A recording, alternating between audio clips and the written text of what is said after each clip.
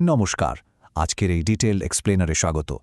আজ আমরা সরাসরি বেশ ভারী কিন্তু অত্যন্ত ইন্টারেস্টিং একটা বিষয় নিয়ে কথা বলবো।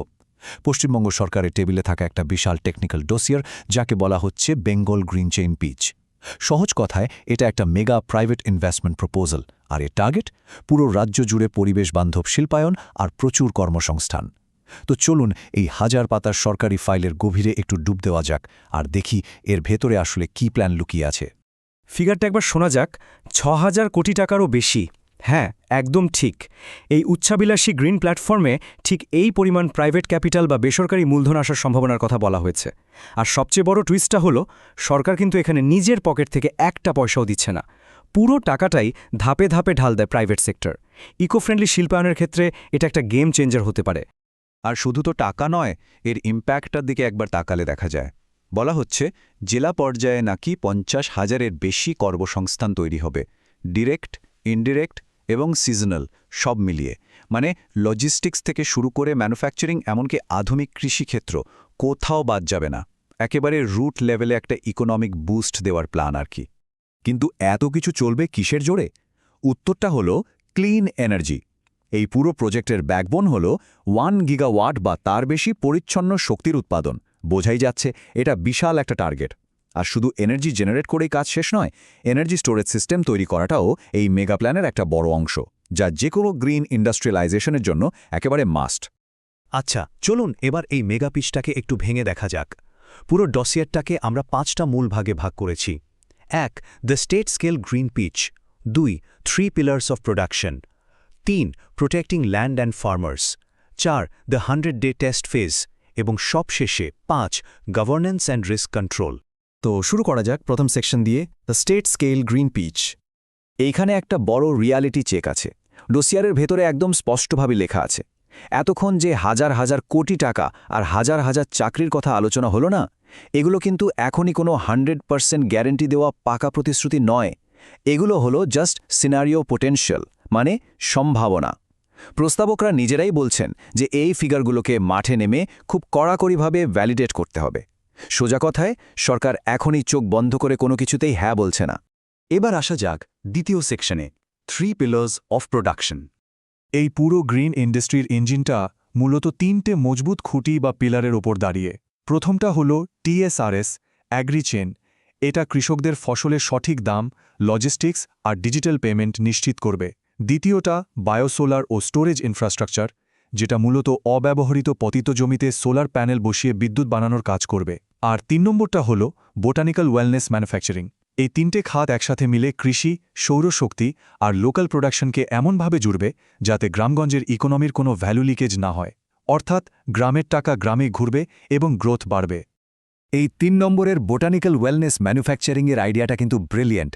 একবার ভাবলে অবাক হতে হয়। লোকাল লেভেলেই তৈরি হচ্ছে ফাংশনাল নিউট্রিশন, মানে বিশেষ পুষ্টিগুণ থাকা চা বা খাবার, সাথে herbal skin care, botanical extraction আর ডিস্ট্রিক্ট ব্র্যান্ডেড প্যাকেজিং। এর ফলে কি হবে? একদম তৃণমূল স্তরে MSME বা ক্ষুদ্র ও মাঝারি শিল্পে একটা রীতিমতো জোয়ার আসবে। বিশেষ করে প্রচুর নারী এবং যুবকদের হাতে কাজ আসবে। আর এভাবেই কৃষকের ফসল সরাসরি ফ্যাক্টরিতে গিয়ে ভ্যালু অ্যাডেড প্রোডাক্টে বদলে যাবে। চলুন এবার 3 নম্বর সেকশনে যাই, প্রোটেক্টিং ল্যান্ড অ্যান্ড ফার্মার্স। এই পার্টটা বেশ ইন্টারেস্টিং। প্রজেক্টের একটা কড়া নিয়ম হলো নো ফার্টাইল ল্যান্ড ফাস্ট, মানে উর্বর জমিতে কোনোভাবেই হাত দেয়া যাবে না। সোলার প্যানেল বসানোর জন্য সবার আগে বেছে নেওয়া হবে পতিত জমি, অকৃষি জমি বা পুরনো মাইনিং এরিয়াগুলোকে। যেখানে ভালো চাষাবাদ হয় সেই জমিগুলোকে একদম ছোঁয়া বারণ। কৃষি জমি আর পরিবেশের এই সুরক্ষা কবচটা সত্যি একটা মাস্টার স্ট্রোক, তাই না? ব্যাপারটা শুধু কথার কথা নয়, এর জন্য একটা প্রপার অবজেক্টিভ স্কোরিং ম্যাট্রিক্স বানানো হয়েছে। যদি জমির স্কোর ৮০-র বেশি হয়, ধরুন জমিটা অকৃষি বা আইনি ঝামেলামুক্ত, তবেই কাজ এগোবে। কিন্তু স্কোর যদি ৫০-এর নিচে হয়, যেমন ধরুন সেটা কোনো বনভূমি, জলাভূমি বা হাতি চলাচলের রাস্তা, তবে প্রথম সুযোগেই সেটা বাতিল। সোজা হিসাব। পরিবেশ ধ্বংস করে বা জবরদখল করে কোনোভাবেই সোলার প্যানেল বসানো যাবে না। Moving on to section 4, the 100-ডে টেস্ট ফেজ। এই ১০০ দিনের টাইমলাইনটা কিন্তু দারুণ একটা কনসেপ্ট। খাতায় কলমে তো অনেক কিছুই ভালো শোনায়, কিন্তু ফিল্ডে কতটা কাজ করবে সেটা টেস্ট করার জন্যই এই র্যাপিড ফেজ। প্রথম ১৫ দিনের নোডাল টিম গঠন, তারপর পাইলট প্রজেক্ট শর্টলিস্ট করা, আর ঠিক ৮৬ থেকে ১০০ দিনের মাথায় একটা ফাইনাল ডিসিশন। কাজটা আদৌ এগোবে কি এগোবে না। সরকারি কাজে বছরের পর বছর ফাইল আটকে থাকার যে বদনাম আছে সেটা কাটানোর জন্যই এই স্পিড টেস্ট। এতে সরকারের উপর কোনো ফালতু লায়াবিলিটিও চাপবে না। আর এই টেস্ট ফেজে এমনি কাউকে পাশ করানো হবে না। 4টে কঠিন প্রমাণ বা এভিডেন্স স্ট্যান্ডার্ড পার করতে হবে। প্রথমে বেস লাইন, মানে কাজ শুরুর আগে আসল অবস্থাটা কেমন ছিল। 2 টার্গেট, কি অর্জন করতে চাওয়া হচ্ছে। 3 ভ্যালিডেটেড রেজাল্ট, আসলে কতটা কাজ হলো তার মাপা হিসেব। আর 4 প্রজেকশন, মানে ভবিষ্যতে এটা থেকে কি পাওয়া যাবে। 1 টাকা ফান্ডিং পাওয়ার আগেও এই 4টে প্রমাণ টেবিলে রাখতে হবে। No evidence, no game. এবার আমাদের শেষ সেকশন 5 নম্বর, গভর্নেন্স অ্যান্ড রিস্ক কন্ট্রোল। এই মেগা প্রজেক্টের সবচেয়ে বড় ক্যাচটা কি জানেন? সেটা হলো রিস্ক কার ঘাড়ে পড়বে।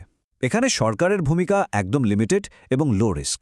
সরকার শুধু দপ্তরগুলোর মধ্যে কোঅর্ডিনেশন করবে আর ডেটা অ্যাক্সেস দেবে, ব্যাস। অন্যদিকে প্রাইভেট পার্টনারদের ঘাড়ে থাকবে পাহাড় সমান চাপ। ক্যাপিটাল জোগাড় করা থেকে শুরু করে কমার্শিয়াল রিস্ক, ফিল্ড লেভেলের ইমপ্লিমেন্টেশন, সব দায়িত্ব তাদের। অর্থাৎ আর্থিক বা কাজের যে কোনো ফ্লপ হলে ক্ষতিটা পুরোটাই প্রাইভেট কোম্পানির, সরকারের নয়। আর এখান থেকেই উঠে আসছে পুরো ডোসিয়ারের সবচেয়ে ক্রুশিয়াল মন্ত্র, facilitate and validate, do not precommit. মানেটা খুব পরিষ্কার, সরকার সাহায্য করবে, তথ্য যাচাই করবে, কিন্তু আগেই আগ বাড়িয়ে কোনো প্রমিস বা কমিটমেন্ট করবে না। এই পুরো স্ট্রাকচারটাই তৈরি করা হয়েছে চরম একটা সেফ প্লে মানসিকতা নিয়ে। আর এই সেফ প্লে মানে হলো কোনো অটোমেটিক অ্যাওয়ার্ড নেই। কেউ চাইল আর প্রজেক্ট পেয়ে গেল, ব্যাপারটা এমন নয়। কোনো ফ্রি জমি দেওয়া হবে না, কোনো এক্সক্লুসিভ ডিল হবে না, আর পেছনের দরজা দিয়ে কোনো সেটিং বা ব্যাকডোর ডিলের তো প্রশ্নই ওঠে না। প্রাইভেট সেক্টরকে রীতিমতো ঘেমে নিয়ে প্রমাণ দিতে হবে যে তারা সত্যিই কাজটা করতে পারবে। তো সব মিলিয়ে ব্যাপারটা দাঁড়াচ্ছে, আগে প্রমাণ দেখাও, তারপর কথা। সরকারের ঝুঁকি একদম জিরোতে নামিয়ে আনার এই যে evidence first risk letter model, এটা কি ভবিষ্যতে সারা বিশ্বের মেগা গ্রিন ইনিশিয়েটিভসগুলোর জন্য একটা পারফেক্ট ব্লুপ্রিন্ট হয়ে উঠতে পারে? এই প্রশ্নটাই বরং ভাবার জন্য ছেড়ে দিলাম।